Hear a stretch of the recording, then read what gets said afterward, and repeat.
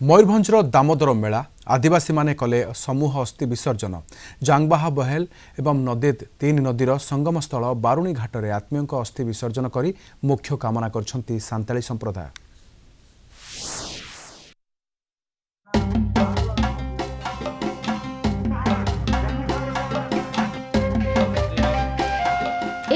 बारिपदारे थिबा बुढ़ा बलंग जराली और सराली नदीर संगम स्थल बारुणी घाट चली दामोदर मेला मयूरभंज जिलार सांताली जनजातिर नियारा परंपरा दामोदर मेला जांगबाहा बहेल बा सामूहिक अस्थि विसर्जन मनीष जीवनर शेष संस्कार पर्व।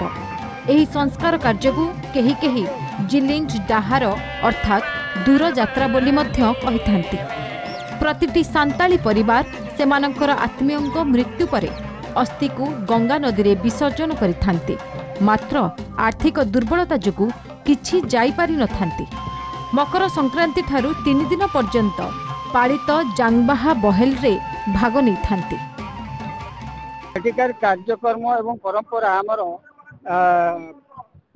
बहु पूर्व माने राजा राजुड़ा अमल आमर अस्थि विसर्जन एठारे करा होउची राजा को अनुमति मागी घाटटा को उद्घाटन करथिले। बापांकर अस्थि विसर्जन करे हम आसी एठी बारिपदा हमर मकर परे 3 दिन हमर एठी मेला हुए आमे जानिछु विसर्जन कले बापार आत्मा को शांति पाइ बोला विश्वास आसी घर लोक थाओ समस्त नंडा हो तापर नंडा ही साला परे आमे गाजी जाओ से गादेबा जगह हमर पूजा हुए हमर जहा जहा को आनिछु मो माँ और मो जेजेपा ना पूजा करू देखी घर को जाओ घरे आमर गोटे गोटे राति रही जाओ बाहर देखी परदिन हमको घर भीतर को मिलती।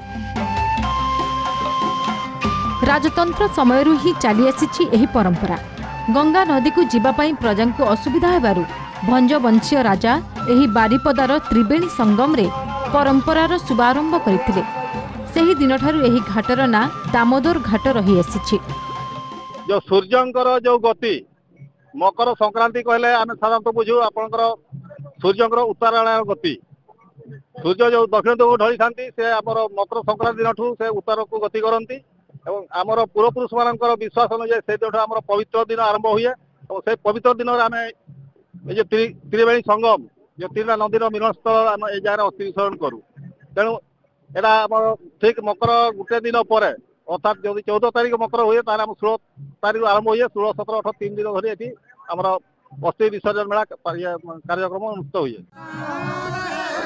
केवल मयूरभंज जिला नुहे ओडिशार विभिन्न जिलार सांताल संप्रदाय समेत पड़ोशी पश्चिमबंग और झारखंड सांताली परिवार एही मेला को आसी जनसमागम को दृष्टि रखी जिला प्रशासन मध्य सहयोगर हाथ बढ़ाई।